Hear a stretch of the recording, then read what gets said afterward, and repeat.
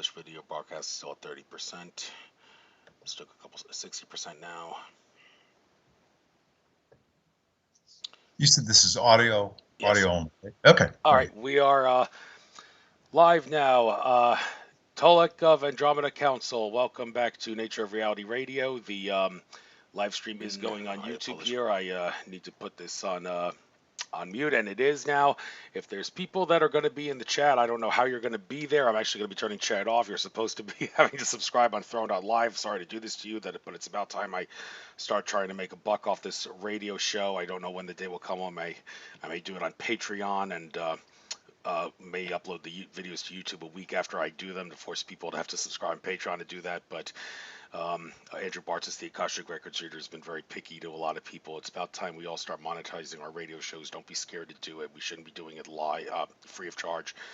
There's issues with that. So, but anyway, not here to discuss that. I just want to get a quick disclaimer out to all my listeners. Please, by all means, listen to my shows on cost.tv. When I upload them to YouTube, they will all get automatically uploaded to YouTube because I'm doing live streams now, but I prefer that you guys listen to them on cost.tv, which is a blockchain channel that allows users to profit. It's very minimal, but the more listens I get on that channel, the more money I can make off of it through blockchain cryptocurrency. So I will post the links in the YouTube video descriptions of all my videos now, and please only listen on YouTube for 15 seconds for the sake of getting a view credit, and then click on the links in the view description of the videos to listen to them on cost.tv. There will probably have to be more than at least 2 parts to each video because cost.tv only allows our uploads at the maximum. So we're going to go for about an hour today till about 3:10 p.m. Eastern. And I got some very interesting questions for you. The first of all, the thing that got you a lot of notoriety recently about how for the first time in what may have been your entire career since those interviews with Alfred Weber in 2011 when you became public, you had something censored, and that was the video that you did regarding the alien invasion that you had seemed to have evidence for that it may actually come to fruition. And Werner von Braun was not kidding around when he told that lady many years ago that the last thing that they're going to do before they, as a last resort before the cabal meets its demise, would be an alien invasion. So if there is any truth to that, by all means, please get the evidence for that it's going to be for real. And then why in the world of all things could it be that they just censor that as a way of confusing the issue and scaring people into thinking that it's going to be for real when it's not? Because it's not unusual for them to censor disinformation to confuse the issue and get people to use discernment in a complicated manner and be confused about things. But then again, they also censor things obviously because it's true and they don't want people to hear it. So right, that's the yeah. I had a few comments from different people I've known a long time working in this field of work, and I think 4 or 5 of them, they consistently said, I guess you got really close to the truth on that one, huh? And so I'm going to give you the floor now to tell all you would know about that. So you got the floor. I'll put myself on mute and give you the chance to talk about it. Okay, sure. Well, thanks for having me. Appreciate it. So it's a Saturday morning, October the 17th on 2020, and the best way for me to address this is what I've known for years, and this goes back to at least back to late 2015 when I was speaking with my Andromeda Galactic Council contacts about who the president at that time was, which was the man people know as Barack Obama. And I was asking them about his legacy and what the likely outcome of the upcoming 2016 presidential election would look like. And they essentially showed me that Obama was and would be the last in a line of appointed. And now I'll explain specifically why I use the word appointed. Quote unquote presidents of the United States of America, comma, quote unquote, as we know it today. Again, keep in mind this was a late 2015 conversation with my Andromeda Galactic Council contact people. And they essentially said a few things: that Obama would be the last president of his type. And what that meant was that he would be the last president to come from within the political system. Now, keep in mind, I had a lot of things going on in my life, and I was aware that a presidential election was coming up, but I was completely unaware that this man we know as Donald Trump had thrown his hat in the ring. And basically what they said was, from this point forward, every future president of your country will come from outside of the political system. And the very next one will also come from outside the political system, because your system is overladen with too many layers of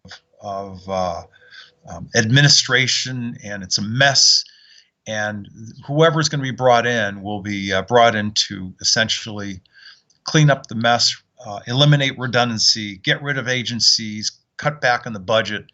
He will be somebody who is, and I'm essentially quoting them, what they showed me, what they told me, that he will be an instigator and an advocate for change, quote unquote, and from also outside of the political system.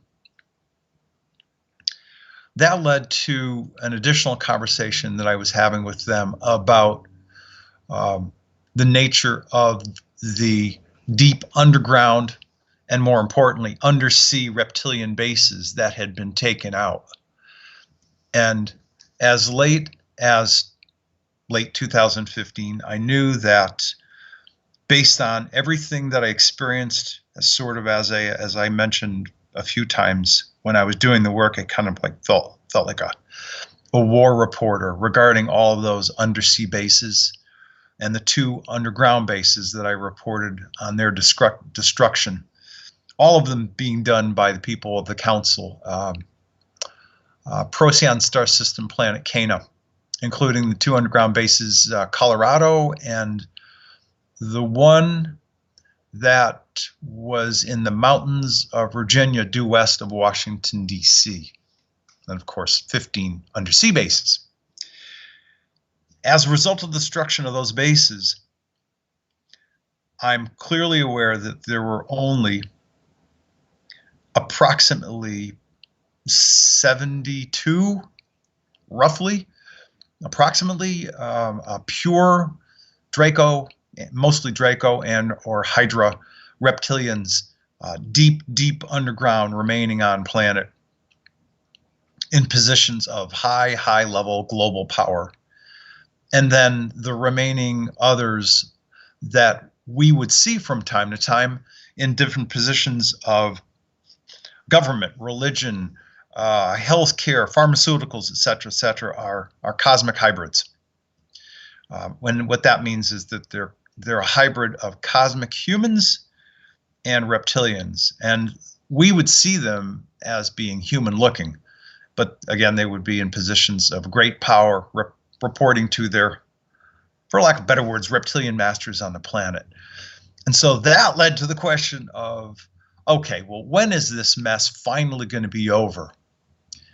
And essentially what they told me and what they showed me was a series of alien attacks, false alien attacks, alien invasions. And I'm going to qualify the word false and the words false flag, because if it were a real deep space alien attack of aliens from outer space, then they would come from, they'd come from outer space. But in fact, the attacks will be coordinated from, whether we call it the powers that shouldn't be or the deep state, or the ultimate beings that and have been in control of this planet for years and years and years, which in fact are Draco and Hydra reptilians, and reptilians from the Sirius B star system and from the Orion star system and a few others. They have been the ultimate powers in control of this planet and have simply been using humans as a consumable resource. And what my contacts with the council showed me is that there will be a period of years where there will be a number of transition events leading toward the higher dimensional, if you will, transformation or shift of this planet and its beings. And only that moment, when most of the transitions have happened, social, geopolitical, economic, financial, of course that includes emotional and spiritual on the part of the humans that are on this planet.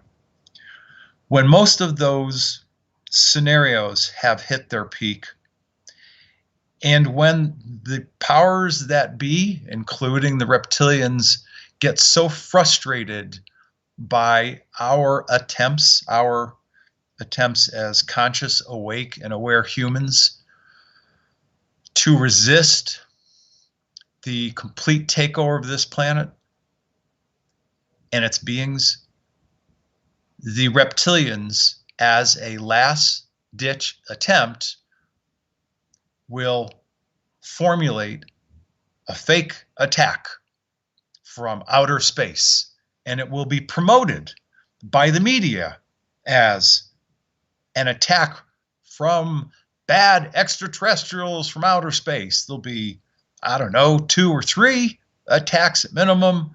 There will be saucers and ships of all sizes and shapes. Keep in mind, there will be destruction. There will be buildings destroyed. There will be people killed. And it will be at that moment, when all of this is happening at some time in the near future history of our world, that, to use an expression, all hell's going to be breaking loose. And things will be going so badly for the reptilian invaders that at the very end of that experience for them, the 70 or 72 deep underground pure reptilians that are left, they will attempt to escape planet Earth and leave. They'll be dealt with. They'll be handled. Some of them will be terminated and or will die in the process. But it's the totality of all this information that my people, my contact people with the council gave me, that I learned back in, it was early autumn 2015. And why has this come up recently? Well, because I was having a conversation with them about a month and a half, maybe 2 months, them being my council contacts, before the conference that I produced, my yearly conference at the end of September, actually 3 weeks ago. I had another conversation with my contacts and said essentially, we haven't talked about this topic in a while, and I can tell categorically that this moment in the experience of this iteration of modern humanity on this planet, that we are absolutely in a time of massive change and transition. It's my feeling that we are fast forwarding. You could call it almost a quickening of what's going on with humanity, and that we're going to see some radical, massive change probably sooner than later. And they essentially said, yes, that's true. And so I was standing there with my my highly gifted adopted sister from planet Earth, but my sister from planet Tolec, who's a complete telepath. And we asked the questions, will all of this be taking place during a period of many, many years from now? Many years from now, or many months? Those were the three potential scenarios that I suggested to my council contacts. And they didn't wait long at all. There was a brief pause, and a very serious answer came back, and that answer was many months. And that is the reason why I produced the August 16th, 2020 article and subsequent video that was produced regarding upcoming false flag alien attacks. And to put a summary on this, they are false flag in that the attacks are not coming from deep space, and where the population, the powers that be will try to sell these upcoming events as, oh, it looks like aliens are real, and we need to secure the planet, and we need to protect ourselves, and this is coming from deep from outer space, and we had no idea, whatever excuses they use, but it will be promoted and reported as, looks like aliens are in fact real, and we have to do everything to protect ourselves, and whatever play actions they're going to use in response to a series of events they are in fact creating. Whether you call it the deep state or the cabal or the powers that be, they will be in fact coordinating this series of false flag alien attacks. They already have the saucers and other ships here on Earth. Some have been given to them by the reptilians as part of the treaty that was done back in the late 50s. Others they have from crash retrievals, craft that have been semi-repaired and engineered. And some of the other craft that we will see in the sky will simply be holographic projections. I know it was a relatively long story, but I wanted to provide you, Andrew, and everybody listening with the full context of why I chose to report this information now. And essentially the answer is because I asked the question just a couple of months ago, is this time of great transition and change, is this in fact the direct lead up to massive change on this planet, massive positive change? And again, I provided three scenarios: many, many years, or many months. And their answer quite clearly was many months. And that told me that this is a pending situation. It is going to happen in the relative near future. And for those people who care about this kind of information, they might want to know about it. The sooner, the better. The other possible scenario we could also see would be the powers that be, cabal, also offering up, sort of that problem, reaction, solution kind of situation, where in the solution they would offer up tall, 7'4", 7'6", beautiful cosmic humans coming from outer space, and they are here to repel the reptilians, and they will offer guidance and technology to help safeguard our planet. When in fact, they may in fact be simply human-reptilian hybrids working for the bad guys. And so what I would say to everybody is, regarding this potential presentation of these kinds of beings, don't listen to what they say, but rather watch what they do. Watch their actions. That's good advice there. And, yep. Sorry to interrupt you there, but no, you're fine. This is a good time to hop in. I'm happy to answer any questions, but that's the best summary that I can give to give you a complete context of why this information and why now. Glad you did. And regarding, I hear an echo of myself. Hopefully that'll go away. Mercury retrograde, please don't screw us over. But anyhow, there are some regarding time periods in the future. You said many months from now, and but there are some specific dates that have been highlighted when it comes to giving dates in the future. And I know you know this all too well. Don't even get me started. People have egg in their face when they talk about giving future dates and when things will happen. However, you can look through the astrology and the probabilities and all that to figure out time periods and. I'm chomping at the bit to watch this interview that Alberto Cogliani, who I had on my radio show, did with Alfred Weber yesterday. He's actually made the very bold assertion that next month, November, after the election, is going to be a time of crazy, crazy change where a lot of good things are going to happen. I can't help but wonder that maybe he's getting fed bad info, just like Benjamin Fulford has been fed bad info. And he's being a little too optimistic about something that may actually be more down the line. But things that are farther down the line, a couple of hot spots.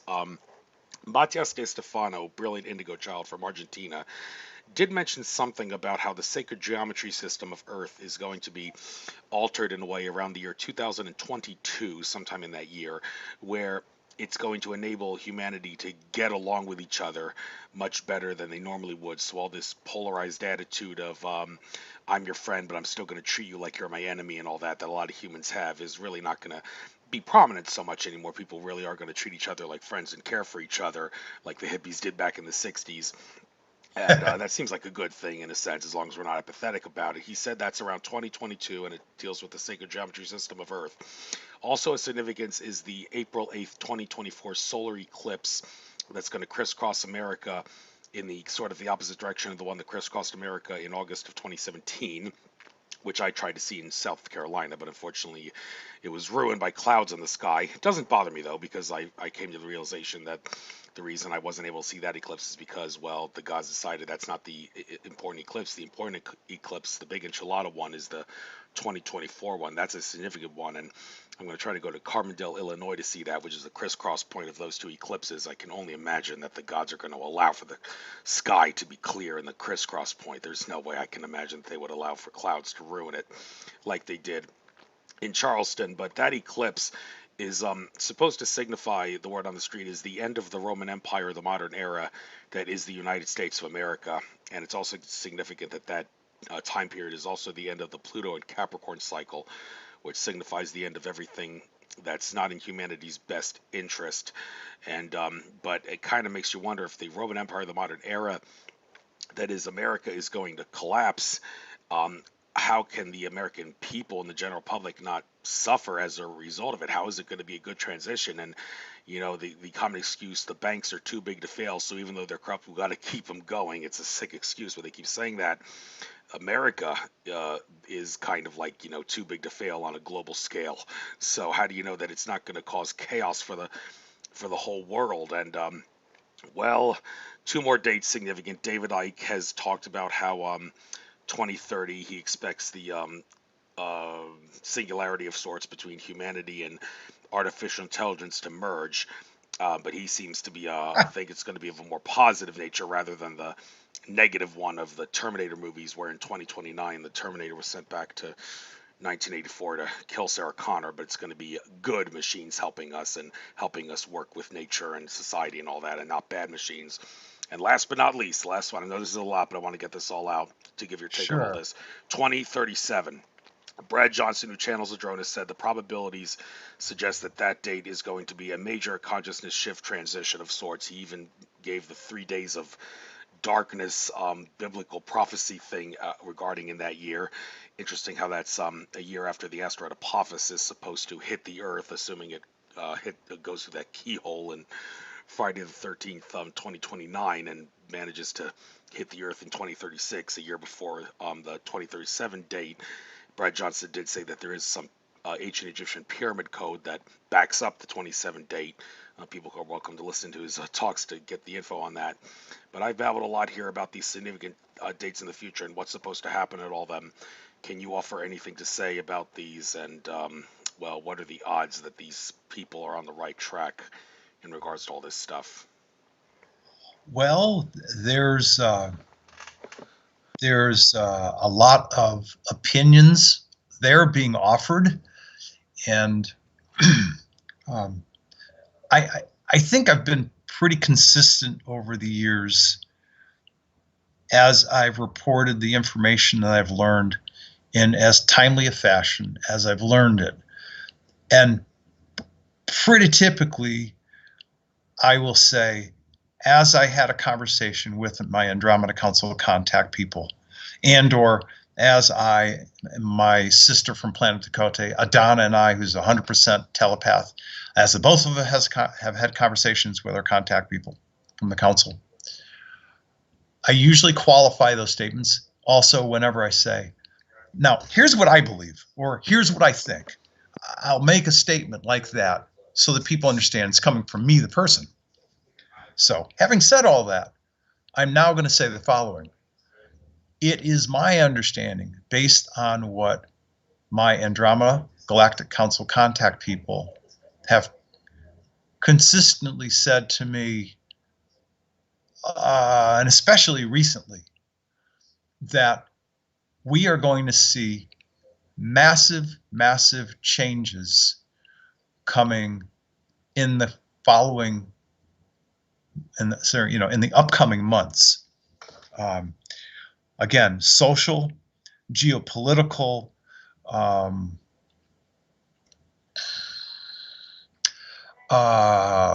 having to do with the structure of governments across the planet, massive change.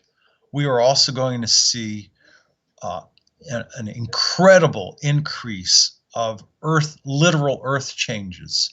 All of this is supposed to lead up to a moment when the physical nature of this world and her beings, being organic and 3D and dense, will then at some moment in the near future, as my contacts said within the past 2 months, they said this, that many months from now this will happen.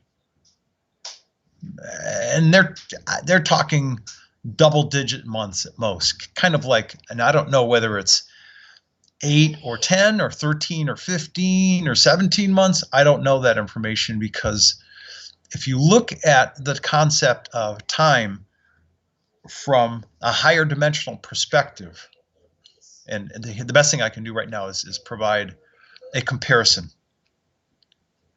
I once asked them the question about my travels, the number of times my soul fractal from the Tegeta star system, Planet Dakota, has traveled from there and lived life on Earth, 3D lives on Earth. And they said 75,000 years. I said, okay, I understand that. Now, I want to turn this question around and ask you guys, again, my council contacts, since you know me so well, I'm a family member of yours, I've been traveling here many times, I need to ask the question from your perspective. And I want the answer from your perspective using Earth language. And I went, okay. How long have I been coming here for you guys? How long does it feel? And they said, you would call it like a 1.5-year business trip.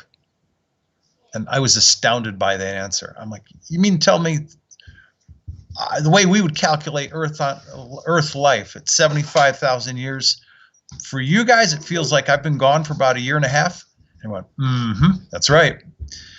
So two issues exist. One issue is the fact that things that happen on planet Earth to the people of planet Earth, with the people of planet Earth, especially as when they are being influenced from deep space, from cosmic space, from the magnetism and the energy sources in space.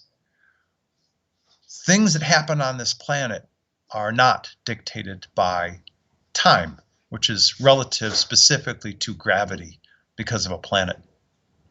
The things that happen on or to this planet that are of inertia magnitude, given what's going on in space, where this solar system is traveling through, it has to do with what's going on in space. And it is the various energies in space that are triggering, first of all, the fall of the powers that be and the powers that shouldn't be in the deep state and cabal. It is these energies that are triggering their fall at this time. And it is the same higher vibratory energies that that will trigger, if you will, the ultimate higher dimensional, higher frequency transformation of this planet and its beings. And I repeated all of that again in detail because they have consistently said this information to me.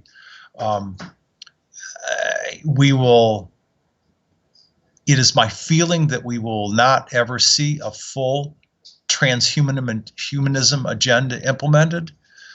We will in fact see massive earth changes. We will see massive social changes. We will see governments fall. And we are right now in the, it's hard to believe, but we are at, and we have been at the peak of the evolution of this iteration of modern human. We've already peaked. It's not going to go any higher. The place that we're going to get to is the ultimate moment of change. And I don't see us going down the road any farther than 22, 20, 22, 23 at the farthest before we see the ultimate transformation of this world and its beings. And one of the key reasons that the reptilians, the cabal, the powers that be won't be able to pull off what they're pulling off is because of the literal difference in frequency of their lower frequency, lower vibration of hate, avarice, control, killing, maiming, manipulation. That the energy, the literal vibrations and energy of those emotional frequencies, if you will, won't be tolerated. Literally, they won't survive in this area of space that our solar system is traveling into. That's what's going on, and the incongruency of what's happening to this planet is leading to the ultimate downfall of the cabal, deep state, reptilian abuse, control, manipulation agenda that they've been running for years. They're going the way of, for lack of a better word, they're going the way of the dinosaur. That's the best way that I can tell you. And the going the way of the dinosaur will not include an asteroid hit on this planet. We're going to continue to get meteorites. We're going to get flybys, which will trigger various Earth changes, but there's going to be no asteroid hit of this planet. Well, that's reassuring. And I know that's a lot.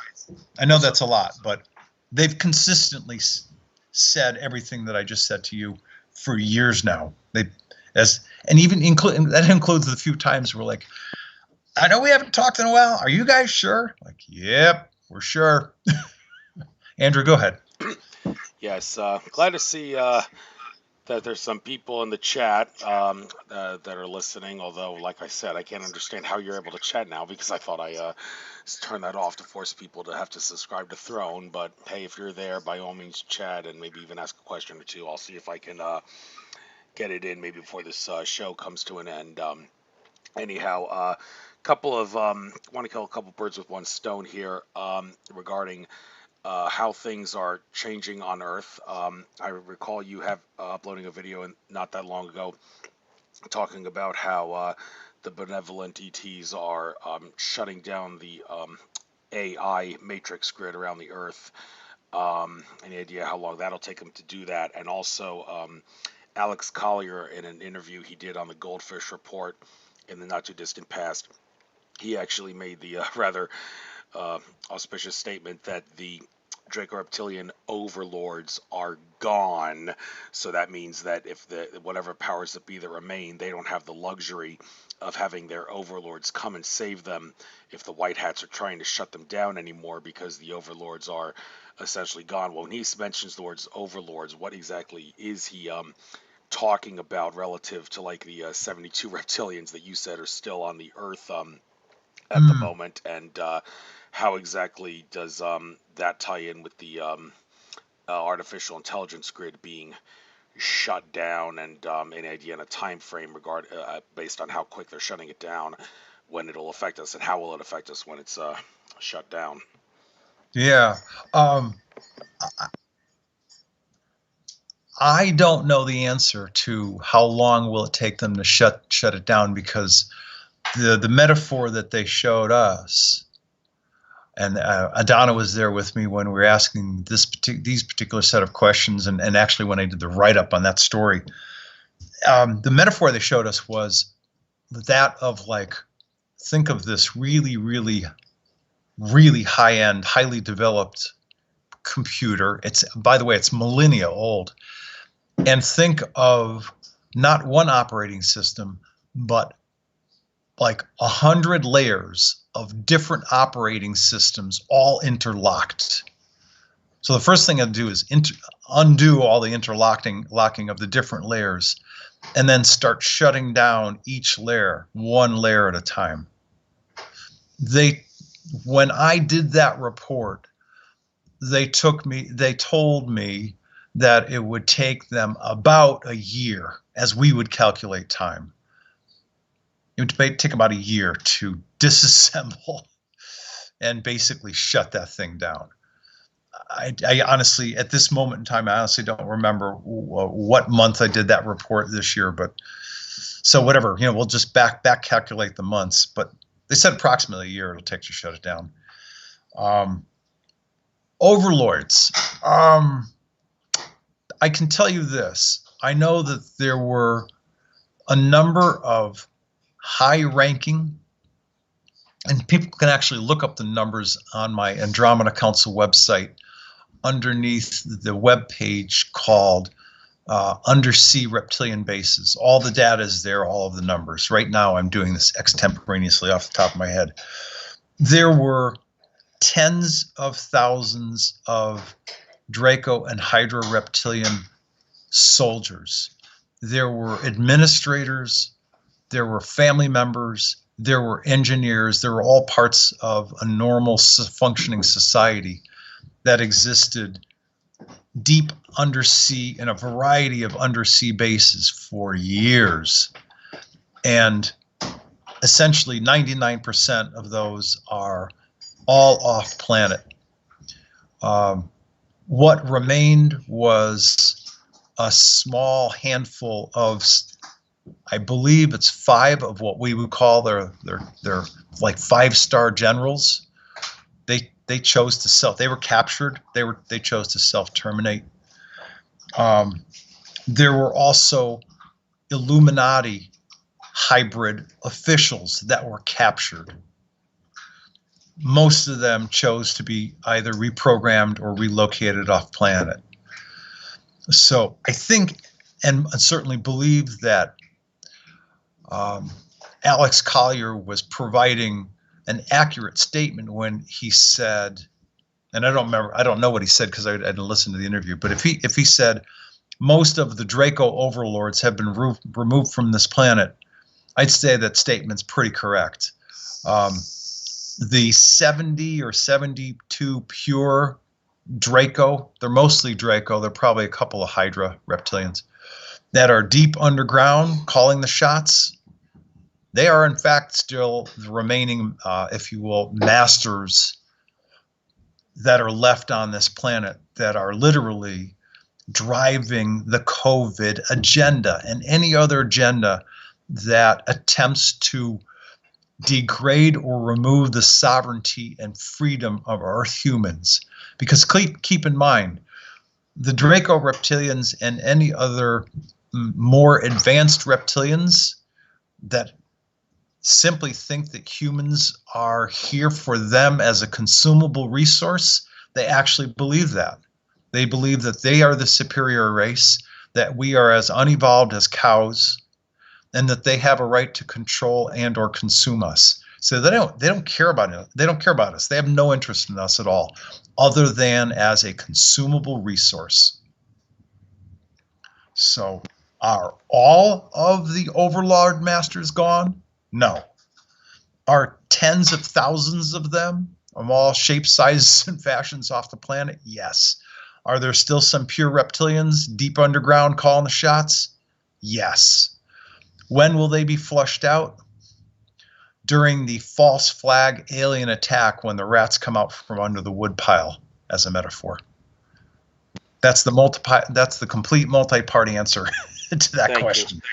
And well, speaking of artificial intelligence, I hate to ask this, but hey, I try to get a lot of conflicting things resolved. And one person who subscribes to my channel, and I also do subscribe to her channel to listen to it, is Gosha of Cosmic Agency. And I know we could open up a whole can of worms with this, but to tell you the truth, I have been watching her videos, and there's only like two or three things that I can remember in all the things I've listened to where I could actually think, aha, there's a contradiction. I need to address it with what she says and what someone else says.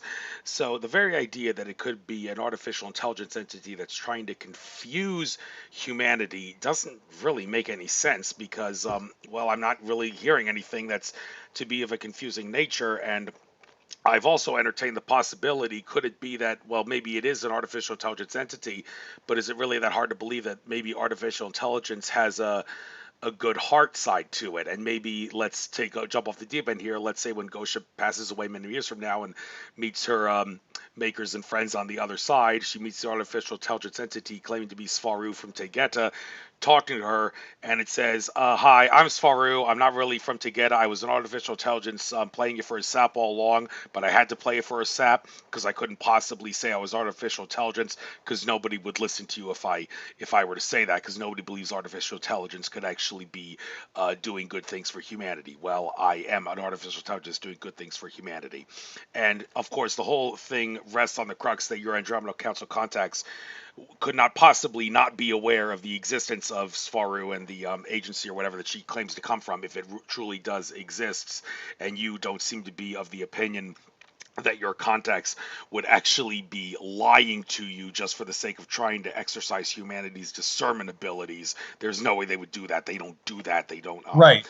That's correct. So, how is it that Gosha could be spreading lies and confusing the issue when, like I said, there's nothing I'm hearing from her information that comes out as something that would confuse the issue or be regarded as lies? I don't understand.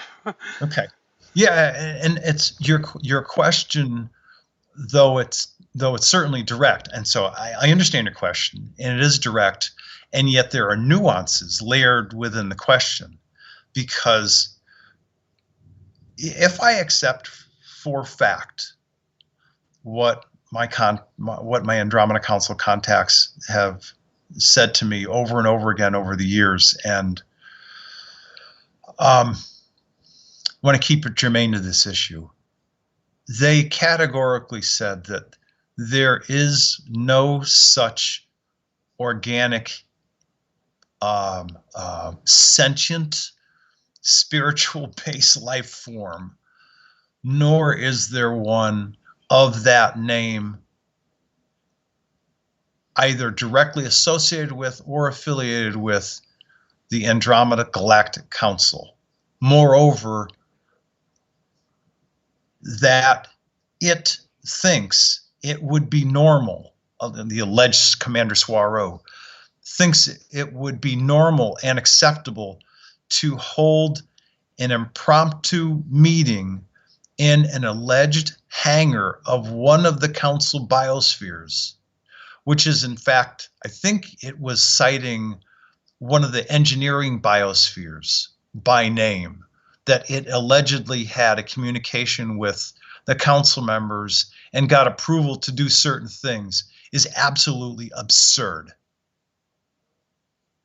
So if we think about the absurdity of that claim and some of the other things that she has said as passed along by alleged Commander Swaru, which is just an AI intelligence, that means that she's also passing along information that she can't verify as being a fact or truth or not, because she's not been able to discern and determine that the alleged Commander Swaru doesn't exist. We learned quite clearly that it is an AI created personality. That's what the whole reference to the if you will, the deep space artificial intelligence was all about. The Swaru scenario was being generated by this, if you will, highly complex deep space artificial intelligence, which was created millennia ago by, from what we understand, was a highly evolved race. And the reptilians discovered it, sort of floating around and not being, for lack of better words, not being used. So they simply reprogrammed it for its own uses. And it's also my understanding, very, very specifically, that there has been a set of guidelines and protocols and information as being released from that outer space AI, beamed down to a human created, technology manufactured AI computer in an underground base in southwest Colorado. And that has been the Earth-based dissemination point for what Gosha receives through her keyboard. Now, I can't make stuff like this up. I mean, I could, but my imagination's not that good. I would never, it's not the way I'm wired. I would never think of that kind of convoluted scenario, but that's the way my Andromeda Council contacts, my Andromeda Galactic Council contacts, shared this information both with Adana and me in pictures and in words and in concepts. And the therefore, just like the information that many really good people here on Earth who align themselves with the Galactic Federation of Light, or the Galactic Confederation, or the Galactic Confederation of Light, or the GFL, all the same entity. They are, in fact, a number of Earth humans who are channeling beings. Some information is truth, some information is bent truth. Well, yeah, some of it's outright lies. Right, so what you in fact see, right, you see if you will, a batch of cookies, and maybe 3 of the cookies are good, truthful cookies, and the other 7 are, in fact, bent truth or outright lies. And it's all a way to manipulate the hearts, minds, and souls of Earth beings. That's why whenever I talk about reptilians, I talk about manipulation, abuse, control, and using us as a consumable resource. That they've been using us for years to their ends. That's what the whole child pedophilia thing is all about. It's about getting them an Earth human whatever they call it, androchrome drug fix, A, in an organic fashion, or B, what people have called loosh, when you have low vibratory, highly agitated fear energy.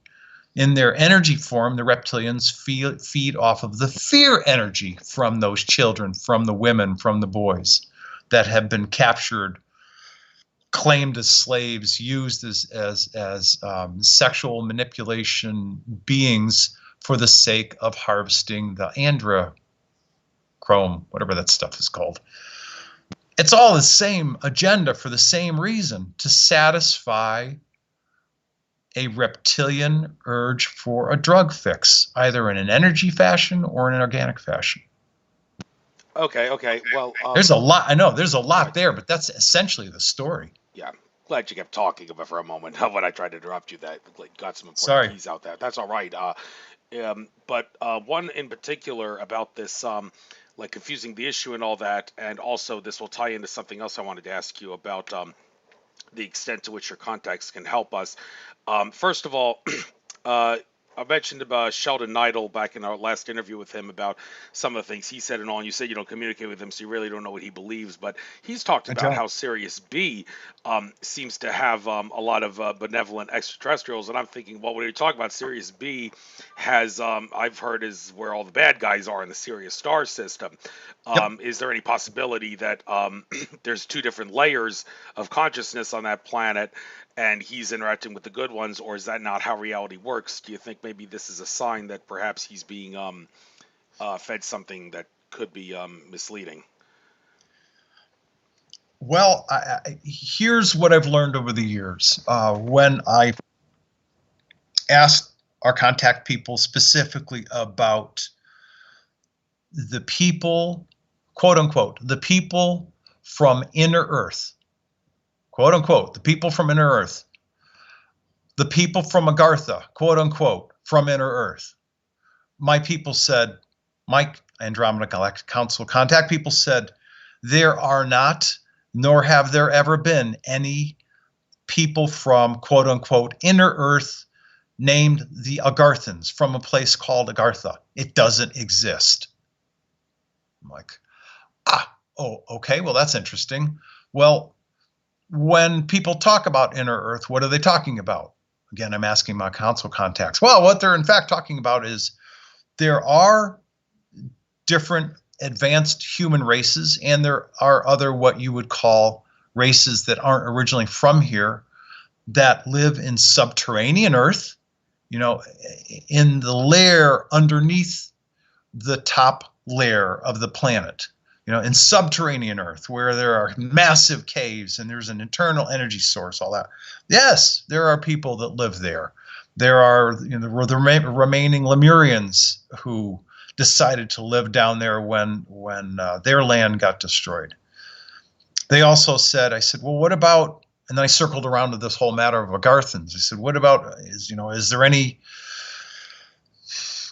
formal diplomatic liaison? We're like, no, the Agarthans don't exist. I said, 3D? They're like, nope. I said, 4D? They went, nope, they don't exist. So, is that Sheldon's interpretation of what he thinks he could call those people? Maybe. There is no inner Earth in terms of a hollow core. I have been clearly shown that the new energy producing core of this planet is now sort of like a multiplexing blue plasma. And that happened during the time just up to and just after December 21st, 2012.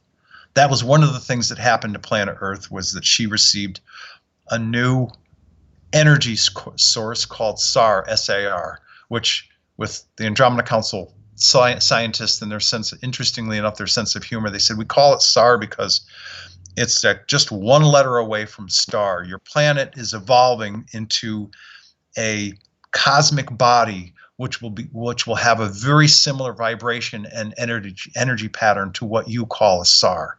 And it's what we've been telling you about, which is the eventual higher dimensional, higher transformational shift of your world from organic to crystalline, from dense organic matter to fine crystal essence matter. So the whole thing of Agartha, any diplomatic relations, connections to councils, they don't exist. There is no hollow Earth. There is subterranean Earth with some different beings that live there, but and of course the other issue is that Sheldon is connected to that group called the Galactic Federation of Light. It's the same group that Cobra is connected to.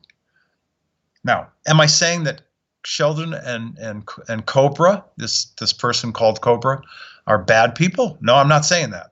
I'm just saying that they're channeling information which they are not discerning or choosing to discern as accurate. It's not accurate. It just isn't. If that's the way you want to say it, then we'll leave it at that. But I also want to discuss the ability for your contacts to come and help you in the event that something were to happen. Sheldon Nidal's very pertinent to this because he's been in the hospital ever since he got attacked by a direct energy weapon. And I actually sent a message to his friends at the PAO web asking him, oh, I don't get it. I mean, how could his ET contacts leave him out to dry like that and let them just attack him like that? I mean, how could they not feel any guilt or shame about not stepping in to protect him? And by the same token, I have to bring this up with you because you did mention that after you went on Alfred Weber's program and talked about the undersea bases, you got threatened by someone at the NSA. Well, any particular reason why you couldn't ask your Andromeda Council contacts? Excuse me, I just got threatened by someone at the NSA who said he's going to kill me if I keep talking. Could you please come in and protect me and save me in the event that they try to kill me? And well, you're telling me they wouldn't do that because they had let humanity solve the problems for themselves. But I'm thinking, oh my God, some ET contact friends you are. You're basically doing the same thing as Spider-Man did when he let the thief get away that eventually killed his uncle. And then he realized that with great power comes great responsibility. I can't make the same mistake like this. How could they possibly not feel any guilt or shame if they didn't come and save you and you ask them to come and save you? Well, apparently there's some law of the universe that says that they can't do that. So for those that can't make sense of this and don't understand why our ET friends have to take a hands-off policy to these extreme cases, why exactly do they follow that ideology? I have a very clear answer for you, and it's multi-part, and I'll do my best to be as clear as possible and as concise as possible with my words. So here we go. Relevant to the time of 2011 and 12, when I was very specifically reporting on the very specific destruction of the remaining, I believe it was 5 at that time, undersea bases. Yes, I was, my life was not only threatened 3 times by different individuals and or groups. One of those groups I clearly came to understand as a 3-letter agency, and it's my estimation that it was in fact NSA. It was the 3rd of them. A 4th individual who was known at that time as, he had a YouTube channel, Conservatus Prime, some guy who's pretty whacked. He was way out there and certainly at minimum unbalanced. The threat came in the form of, Tolec, if you don't reveal this and this and everything that you know, and you don't basically divulge your private information, I found out who you are, and I'm going to go after your mother, your sisters, their children. That was the situation that I went to Alfred Weber with. And I said, hey, Alfred, there's this really whacked guy. He's known on YouTube as Conservatus Prime. And Alfred said, can you find out who he is? I said, yeah, he was foolish enough to list his name and address. Here's his name. He lives at that time, he lived in the greater Atlanta area. So Alfred said 2 things. He said, 1, shine a light on him. And I went, okay, well, how do I do that? He said, put an article or 2 on your Andromeda Council website telling the world what's happening. So I wrote the story. It still exists on the archive page.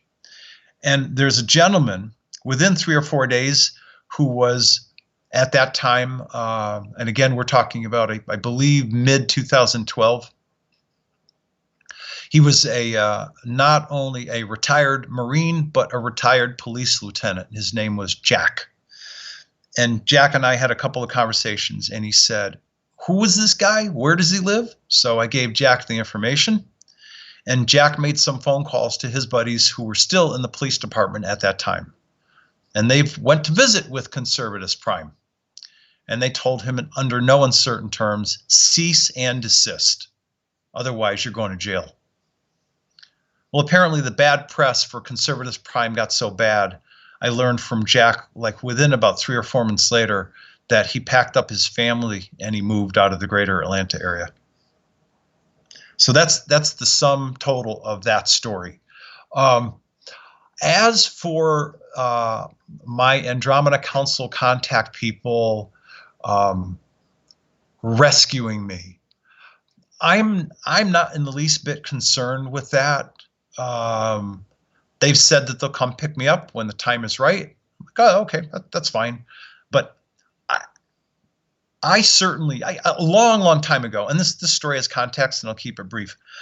I had to get to a place of, okay, I'm responsible for information regarding the council and its involvement in terms of what they will step in and how they will step in to eradicate malevolent ET, i.e. reptilian issues on this planet.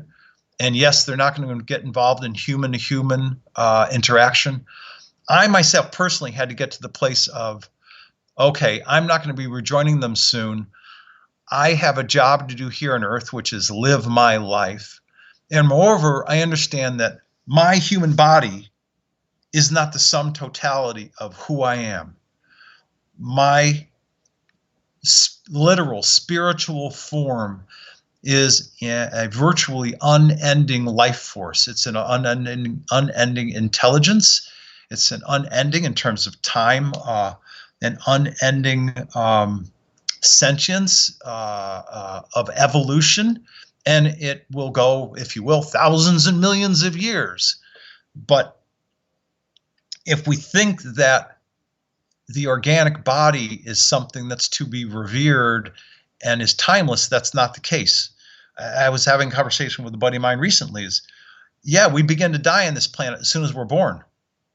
And the organic human life form, it's the totality of its form as, if you will, as an avatar on this planet is only like a finger snap. That's how long it exists. If we think about the reality, the fact that my cosmic life force fractal has been incarnating on this planet for 75,000 Earth human years.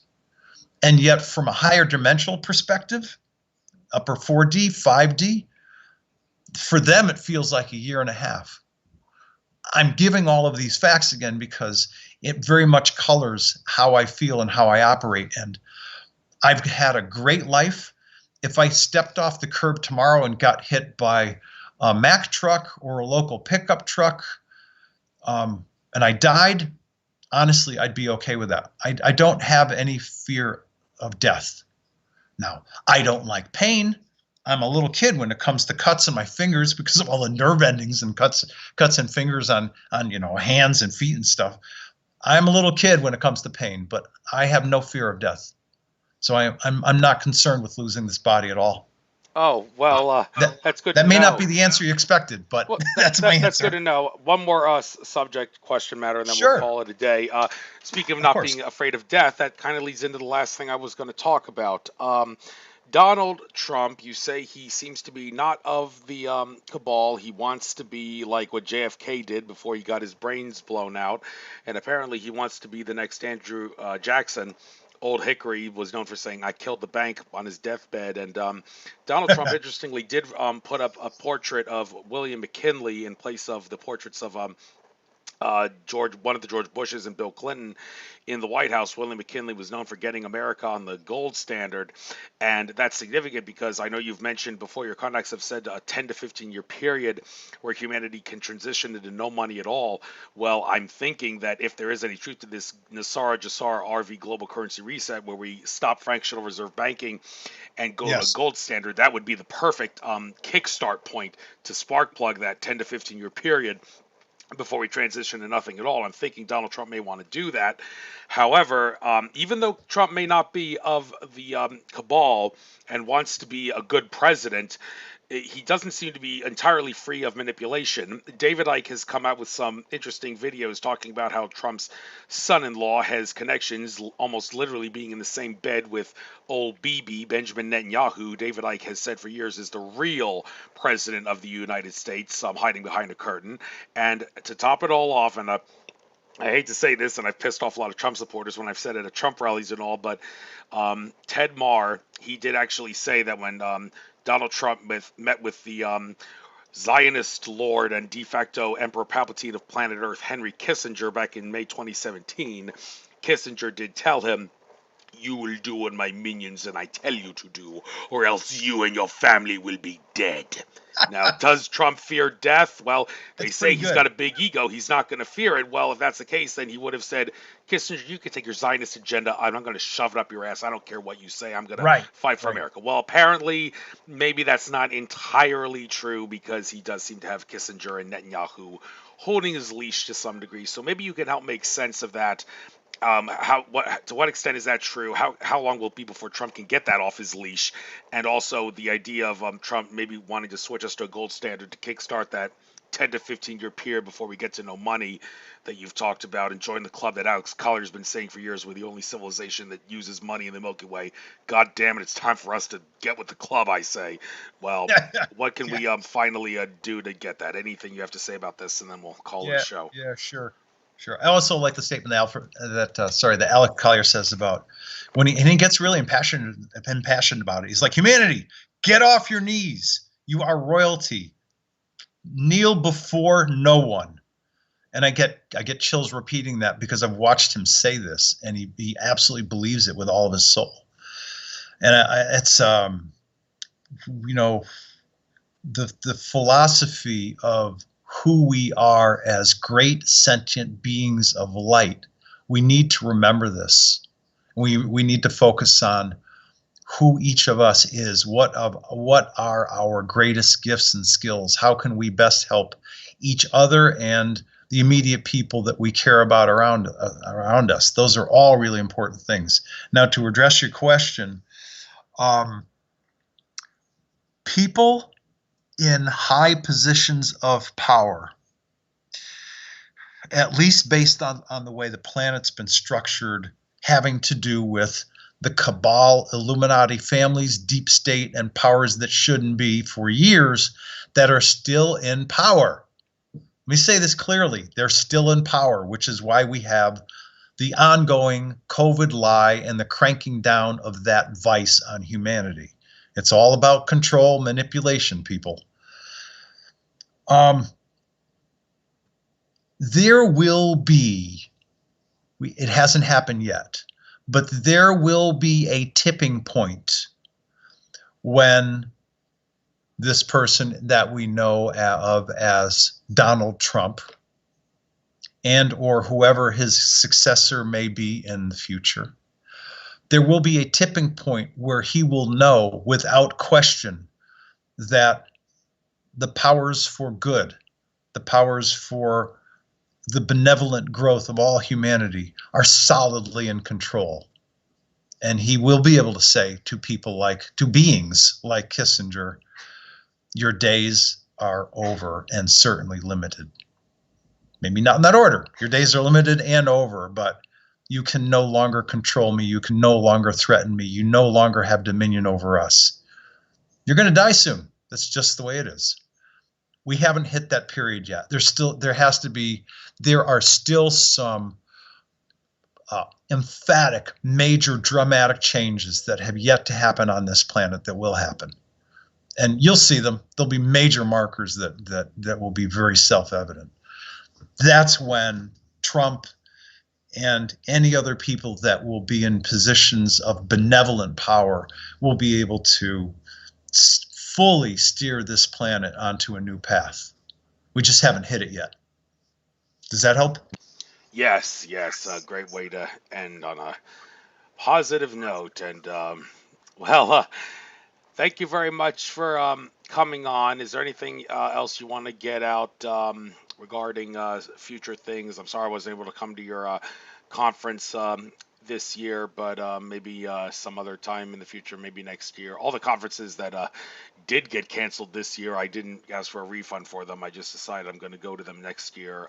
That's the best strategy, and I don't know if that'll leave room for your conference next year if you hold one. But as far as future plans and what you want to do, why don't you get anything you like, your websites, your contact info, and Sure. anything else. And you've even been willing to give out your first name now, if you want to give that too. I don't think I've ever addressed you by that at any point during this interview, but No, you haven't, but yeah, it's okay. I'll do them one by one in no particular order. Yeah, when I was born on this planet, and I am adopted. All of us four kids were adopted.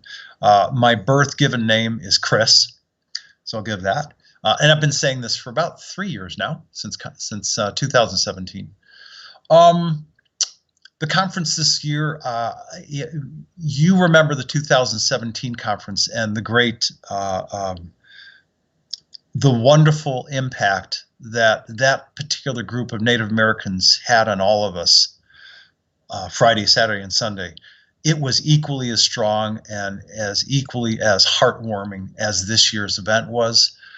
I met all of my goals for this year's event. Wopila, a special gathering of spiritual friends and family. It was held on ancestral Yavapai Apache land directly across from Bear Mountain in Sedona on a glorious, like 88 or 92 degrees sunny, dry day. We held it on the land at this couple's home, underneath an incredible tent. The Native American speakers were eloquent, had great depth. They made a great impact on all the people. I had a target of somewhere between 62 and 74 people totally. And I think if you added everybody up, volunteers, speakers, attendees, and some additional folks that came in with Adam and Izzy, who are brothers of 2-3 different Native nations from upstate New York originally. We had just about 80 plus people, maybe 82, 83, something like that. Andrew, it was an incredibly heart and soul touching, affirming event. And you can have a sense for it. Anybody can buy. Jim Wenzel is an amazing photographer. He's the photographer for all of the Star Knowledge Native conferences produced by Chief Golden Light Eagle. He's also been my conference photographer since 2016. I chose a handful of those photos. People can see them on the front page, upper left-hand side of the Andromeda Council website. So it's Andromeda Council, COUNCIL.com.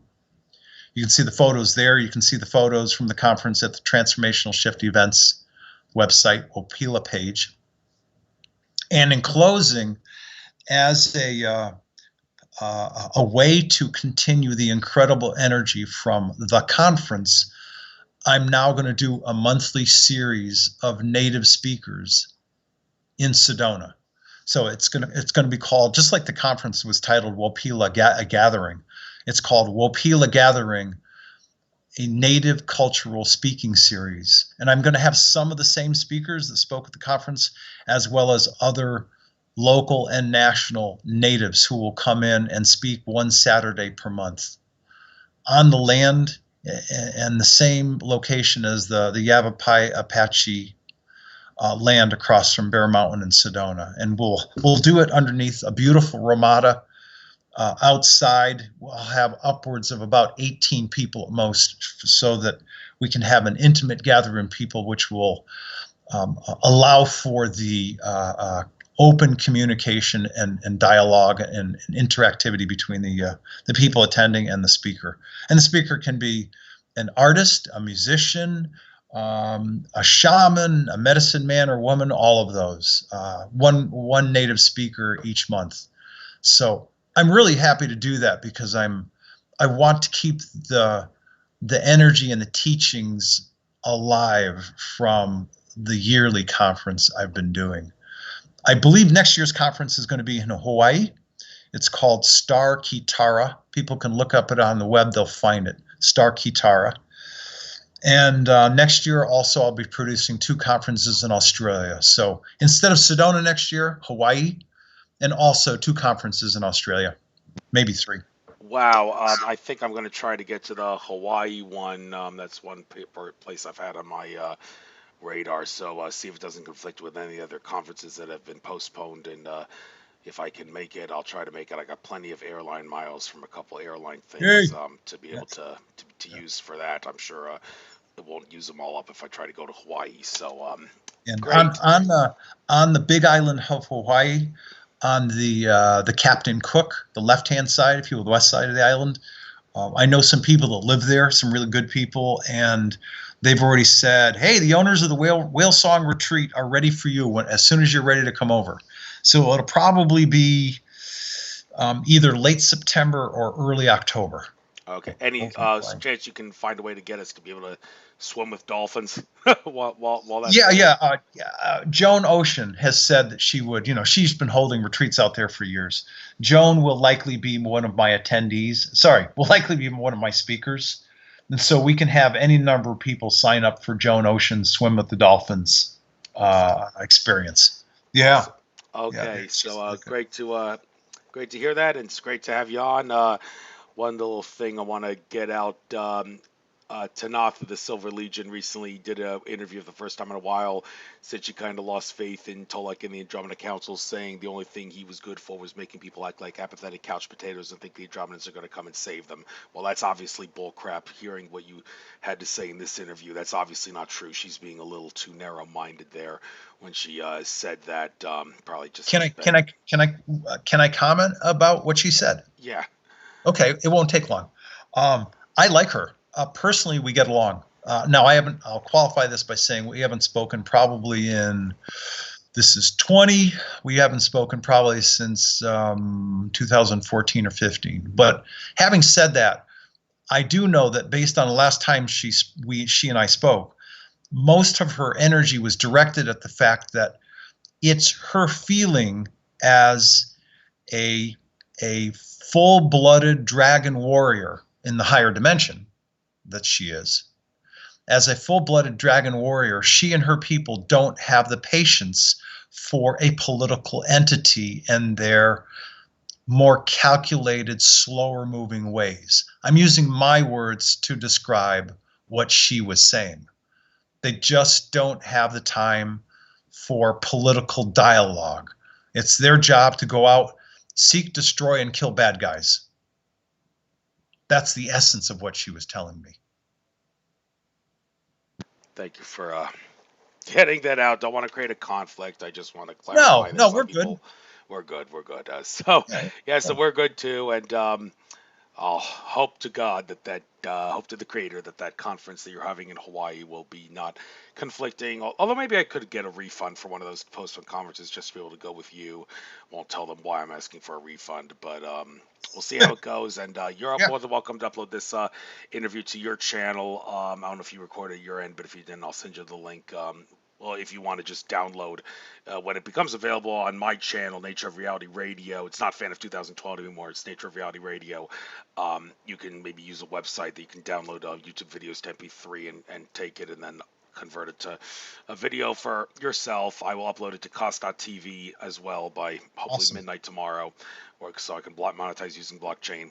And again, I don't know how the yeah, one of the people in the chat, do you have a YouTube channel? Yeah, it's you do have a YouTube channel. Just could you quickly get that one out? What's your channel? Yeah, sure.